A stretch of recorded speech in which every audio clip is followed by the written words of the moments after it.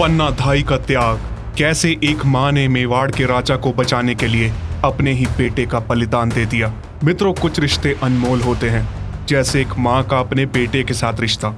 एक माँ सब कुछ बर्दाश्त कर सकती है, पर अपने बेटे की हत्या होते नहीं देख सकती।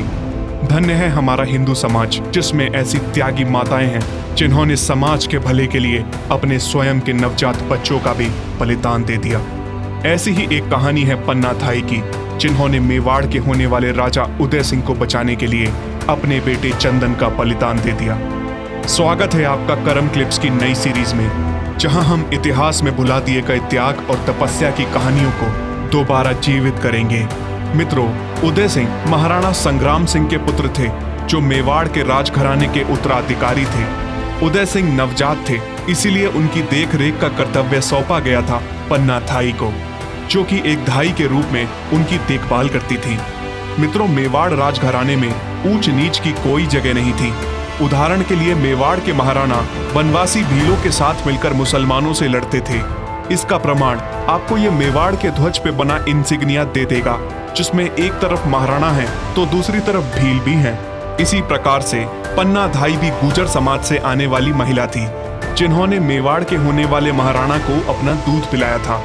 मेवाड़ में धाई को भी माँ का दर्जा ही दिया जाता था, चाहे वो किसी भी जाति की हो। मित्रों, महाराणा सांगा के ही एक और बड़े भाई थे पृथ्वीराज, जिनका बेटा था बनबीर। बनबीर एक भोग विलास में डूबा हुआ एक नाकारा बेटा था, जो सिर्फ मेवाड़ की सत्ता चाहता था। अब उसके लिए चाहे उसे अपने धर्म के साथ ही विश्वासघात क्यों न करना पड़े। दोस्तों, बनबीर के समय मेवाड़ की राजगद्दी पे बैठे थे विक्रमादित्य, जो कि खुद भी एक बहुत कमजोर राजा थे, जो राजनीति बिल्कुल नहीं जानते थे। एक दिन बनबीर चित्तौड़ के महल में आया और छल और कपट से अकेले में पाकर उसने विक्रमादित्य का काम तमाम कर दिया। उसके बाद बनबीर उस कमरे में गया जहां पर मेवाड़ के भावी राजा उदय सिंह मौजूद थे।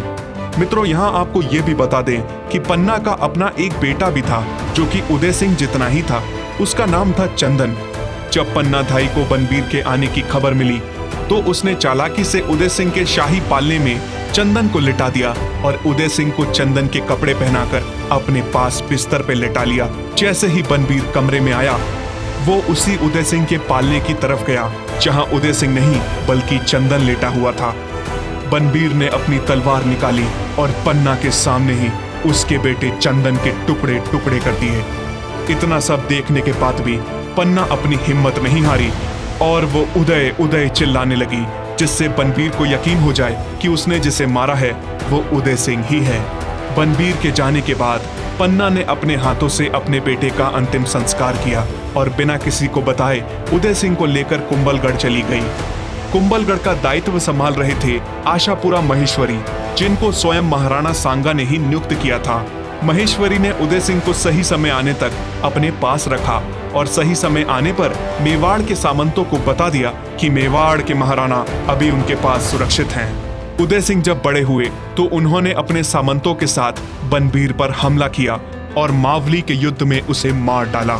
मित्रों, उदय सिंह वो राजा थे जिनके सुपुत्र वीर शिरोमणि महाराणा प्रताप हुए और आज भी राजस्थान के उदयपुर शहर का नाम महाराणा उदय सिंह के नाम पर ही है।